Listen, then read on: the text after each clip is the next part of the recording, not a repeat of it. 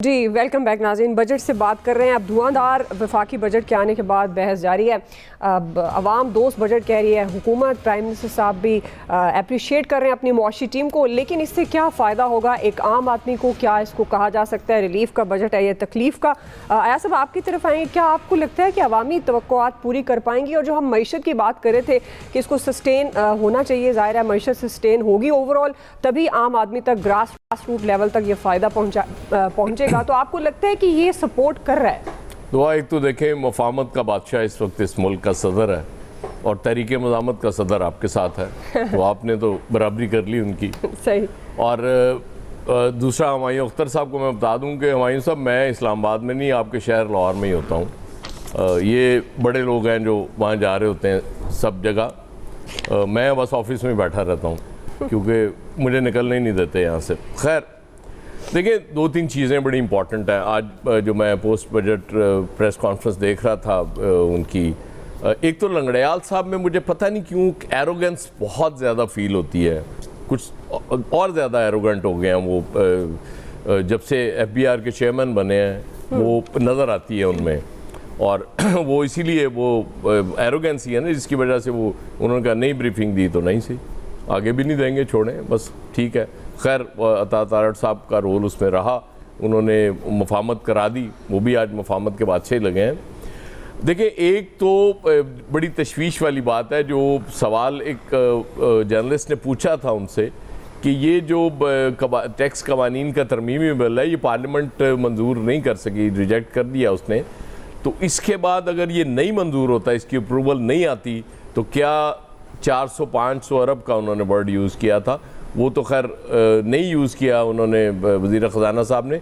अलबत्ता ये ज़रूर कहा उन्होंने कि ज़ाहिर है ये नहीं होगा तो फिर इजाफ़ी टैक्सेस लगाने पड़ेंगे, एक तो उसके लिए हमें तैयार रहना चाहिए, वो लगेंगे। मतलब क्या कमाल पॉलिसीज़ होती हैं हमारी गवर्नमेंट्स की, मुसलसल सुबह शाम दिन रात हम गर्दान सुनते रहे कि जी सोलर लगवाएं, सोलर लगवाएं। अच्छा, उस वक्त फिर लोग कहते हैं जी पता नहीं इन्होंने अपनी कंपनीज बना ली हैं, इसलिए ये चाह रहे हैं कि हर बंदा पैनल्स लगवा ले, और ये होता रहा है माजी में। हुमायूं अख्तर साहब बहुत बेहतर जानते हैं, ऐसा रोज़ जारी होते थे, ड्यूटी फ्री गाड़ियाँ इंपोर्ट की, जैसे ही आ गई उसके बाद वो एक नया एसआरओ जारी हो गया, फिर ड्यूटी इम्पोज कर दी गई। तो ये तो होता है, हम देखते रहे हैं हमेशा से। तो शायद वही मामला था कि अब आपने उस पर टैक्स लगा दिया। फिर आपके जो IT के वो जो फ्रीलांसर बच्चे पैसे कमा रहे हैं, एक तो पहले उनका बहुत बड़ा अगर किया आपने, जब आपने सोशल मीडिया पे वो पाबंदी लगा दी थी और उस पर बात उनको वो बेचारे वो काम ही नहीं कर पा रहे थे।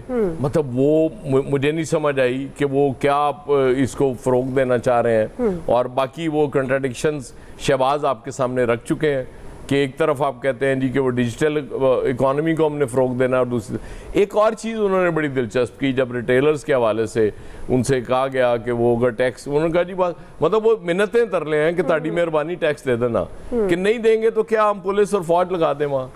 इसका मतलब वो सिंपल बात वही है कि उस तरफ जाने के लिए कोई गवर्नमेंट तैयार नहीं। अच्छा, ये गवर्नमेंट चूँकि PDM की गवर्नमेंट भी रही, वो दो जो बड़ी पॉलिटिकल पार्टीज़ का जिक्र भी कर रहे हैं हुमायूं अख्तर साहब कि वो दोनों इस वक्त बैठी हुई हैं, और आपने कहा जी हमने अपना पॉलिटिकल वो जो कैपिटल था वो हमने उसमें उसका नुकसान कर लिया, हमने इस मुल्क को बचा लिया।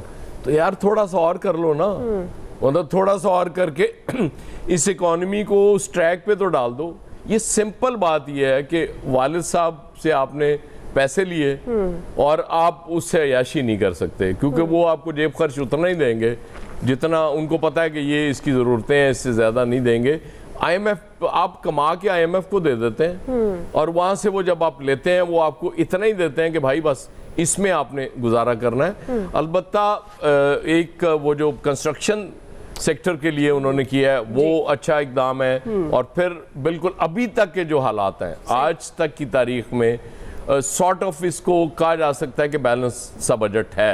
ठीक है। लेकिन ये चीजें आगे चल के जाहिर है जब ये और चीजें सामने आएंगी, और बहुत सी चीजें आपको पता है ना वो हिडन होती हैं, वो सामने नहीं होती। वो जो वो इख्तियार दे दिया लेवी का भी गवर्नमेंट को, तो वो जाहिर है वो फिर जितना चाहेंगे लगा लेंगे। आज 80 है, कल को उन्हें फील होगा वो 85 कर देंगे, 90 कर देंगे, को पूछने वाला तो है नहीं जाहिर है। इसलिए आप ज्यादा टेंशन न लें। आपके मरखल मेकअप पे तो ज्यादा टैक्स नहीं लगा, बच गया। हाँ, लेकिन इस दफा वैसे आपकी बात दुरुस्त है, बड़ा मुबहिम सा बजट है, मतलब क्लैरिटी नहीं है। अगर कुछ कहा गया है, अगर कहीं पर कोई कमी, जैसे आप टैक्स की भी बात कर रहे हैं, तो लेकिन ये भी तलवार लटकती रहेगी इजाफी टैक्स की। फैसल हुसैन साहब, फैसल साहब, आपके ख्याल में ये बैलेंस बजट इसको कह सकते हैं? और बारहा हम अपने प्रोग्राम में भी टैक्स कलेक्शन के बारे में बात करते रहे हैं, ये कहते तो हैं कि वो बहुत ज़रूरी है, फिर मिन्नत तरले गवर्नमेंट क्यों करती है? उसकी इस्लाहात पे काम क्यों नहीं करती? कोई मैकेनिज्म, कोई सिस्टम क्यों नहीं बना पाती गवर्नमेंट? नहीं, फैसल को तो मुबारक देनी चाहिए ना आपको जी। कंस्ट्रक्शन सेक्टर पे मुसलसल कहते रहेंगे इंसेंटिव देना चाहिए, वो तो दे दिया गवर्नमेंट ने, इनकी तो मान ली। फैसल साहब देखिए, उसमें उन्होंने जो और भी नए धंधे खोल दिए ना, रेगुलेटरी अथॉरिटी बना देंगे। अब कंस्ट्रक्शन सेक्टर तो एक जो है वो सूबे का फंक्शन है। अब उसमें आपने जो एक नया सिस्टम खोल दिया कि वहां से वो रेगुलराइज कराएं अपने प्रोजेक्ट को, तो नहीं कि अब जो पैसे आप रिश्वत, लोग क्यों तबाही की जो कई असबाब थे, उसमें एक सबब ये भी था कि एक रिश्वत का तनासुब बहुत ज़्यादा बढ़ गया था।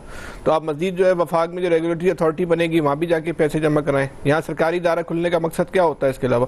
अच्छा, ये जो बजट आया है इसको आप ना एक पब्लिक फ्रेंडली कह सकते हैं, ना इसको आप ताजिर फ्रेंडली कह सकते हैं। इस बजट के जो बुनियादी खतोखाल है, जो मैं तो इतना टेक्निकल आदमी नहीं हूँ, जो एक आम आदमी के तौर पे जो मैं महसूस कर पाया हूँ, इसमें हर जगह से टैक्स जमा करने के नए नए तरीके जो है ना, आम आदमी के तौर पर महसूस कर रहे हैं, और बजट से हर आम आदमी के ज़हन में सवाल है। फैसल साहब,